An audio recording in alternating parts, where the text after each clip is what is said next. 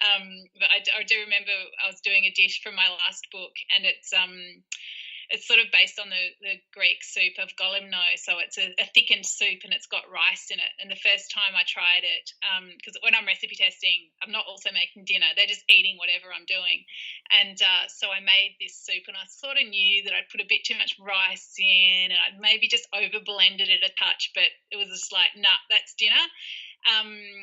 Put it in front of them and so they dutifully, started putting spoons to mouth. And then the little one said, "Oh, what do you call this, Mum? Punishment porridge." Brilliant. I was like, okay, back to the drawing board with the punishment porridge. Those.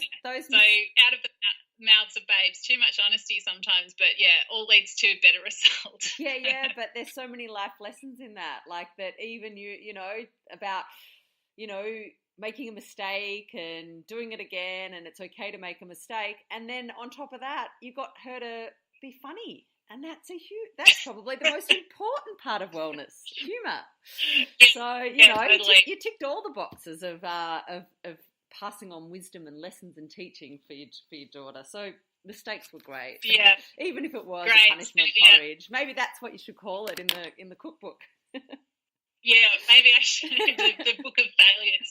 Oh, look, it's definitely failure's part of the road, and it's one of the steps along the road. And you never nail a recipe first time, or you feel very lucky if you do. So, I'm constantly adjusting, and I think actually that's perhaps something nice to talk about, which is this idea of recipes and the way to use them, because I think a lot of people look at a recipe and see it as something that's very bound and very, if there's one carrot or one tomato, then that's what you need. And if you don't have mint and mince in the recipe, then you can't make it.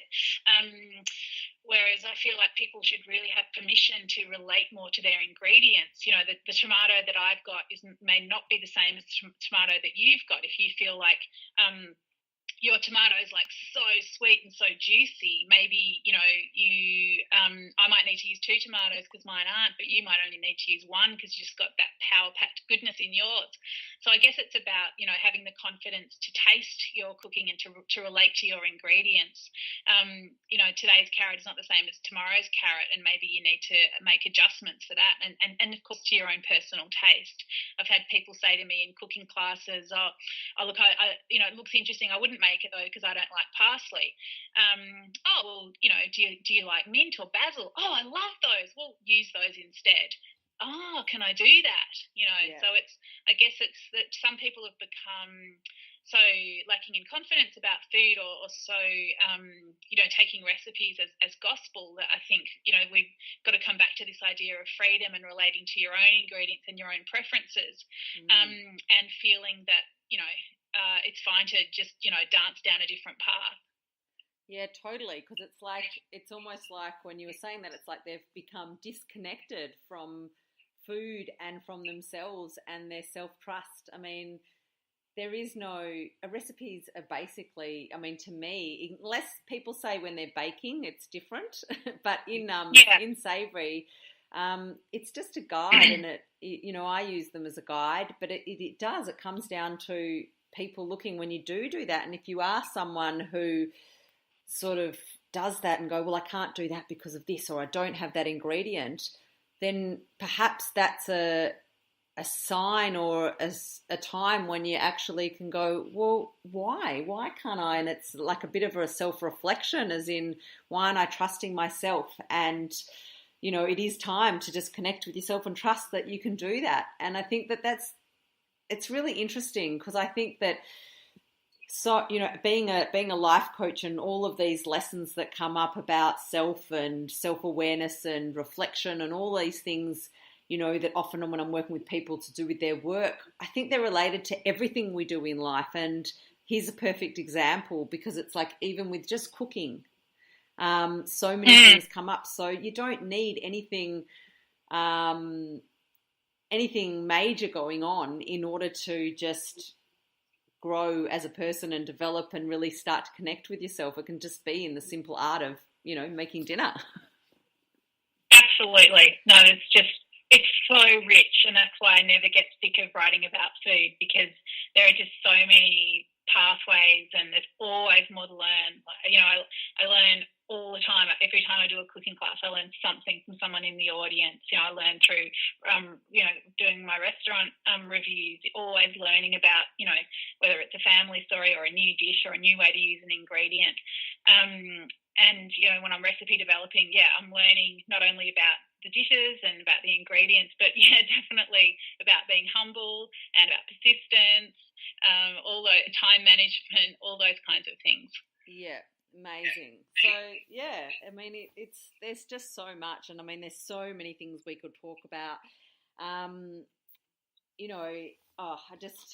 So many things come to mind, and I'm just also wary of the time, because I think we're moving on a little bit, and I think that we could probably talk for hours and hours on all of these different ways of relating to food, and how we relate to food. How does that impact the relationships that we have in our life? And we've talked about that a lot with our family, but and even going back and talking about how we're relating in social settings to other people, depending on how we relate to food.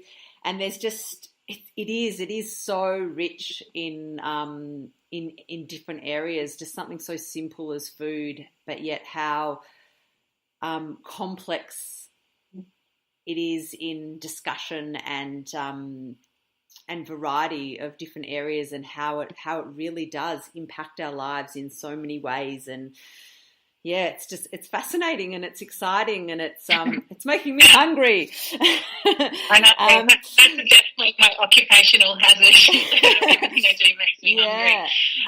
But no, that's its joy as well. Yeah, I mean, before we do go, because I am seriously wary of the time, and I know that people can't spend their time listening for hours. But of course. But I would love just, you gave us that beautiful tomato recipe earlier. Is there anything else before? Like, I can't let you go, knowing that you've done all of these cookbooks, that I've had dinner with you before, and I know how well you can whip something up. And, I'd love is there anything else that comes to mind of any sort of tips or cooking tips or recipes that you could leave the listeners with? There's so much, so much I could say. But I suppose the thing that sprang to mind, and I think it's because I just bought some beautiful strawberries at a market a couple of days ago, is the strawberry gazpacho. So it's a strawberry soup. So gazpacho is a cold Spanish soup, and It's normally tomatoes, and it's normally thickened with bread. But I've got this Portuguese version in my second cookbook, and also on my website, and it's a strawberry gazpacho. So it's a cold soup made with strawberries. So it's a savoury soup. You have it as an entree, and you whip up the strawberries with a little bit of onion, a little bit of capsicum, a little bit of vinegar, and it's so surprising and so delicious. And what I love to do with it, and I suppose this is one of my mottos, is surprise and delight. So it's this idea of these familiar ingredients. I serve it to people without telling them what's in it, and to get them to try to guess. And it's just so lovely to see people going through, I guess really engaging with their senses, closing their eyes, just really trying to work it out, because it's familiar flavours, but it presented in an unexpected way. It's that real, I know it, but I just don't know it. And then you tell them it's a strawberry soup, and it's like, oh, yeah. So that's a beautiful one. So that's a really simple one. That's literally, a minute in the blender or the thermomix. And it's a great way to play and connect. Delicious. Yeah, it's just really, really, really beautiful and really surprising. Yum. So I suppose I just wanted to, and we can't have a long conversation about it, but you've written recipe books, you do your writing, reviewing, you do the video show, you've just relaunched your website, all of these things, and you've got 2 kids. How do you balance all of that? And Yeah, what sort of tips? Like, is there anything that comes to mind? Just one thing or a couple of things which you could, uh, give your advice or suggestions on how you stay sane, um, don't stress too much, and just continue to enjoy because you're such a joyful person. And yeah, I'm wondering how you balance all that and still remain so joyful. And I mean, I'm not going to say stress free because we all experience stress, but predominantly stay as stress free as you can. Yeah, look, I don't have the magic formula for any of that. I think it helps that I love all the different things that I do. So I do. It's not an effort for me to throw energy at things on my list of things to do because they're all really fun. So that I'm very fortunate. I'm very fortunate in that, and I'm also really fortunate that touch wood, I'm healthy, so I do have energy, and yeah, I know I do feel grateful for the fact that I've got energy to throw at the things that I want to do. I'm a massive one for lists, so I really try to stay super organised. In my business, we sort of live in Trello, which is this organising tool, which there's lots of different ways of doing it, but Trello really works for me. Yeah. I think also just like switching off. So I'd never have screens in the bedroom. For example, I think it is really important to give yourself that clear time away. And, when we went camping for 3 weeks, I was completely phone free. So I think things like that really help recharge. Yeah. Yeah. And I think also delegating, I've got an amazing assistant that helps me with my website and some really great people that help me and support me around me, and I'm very grateful for them.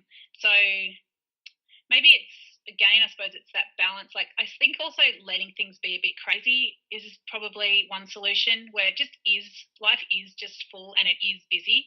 So I kind of let that happen and everything's on the same list. So, for example, if I look at yesterday's list, on it is things like walk the dog, vacuum, write a story, get out a newsletter.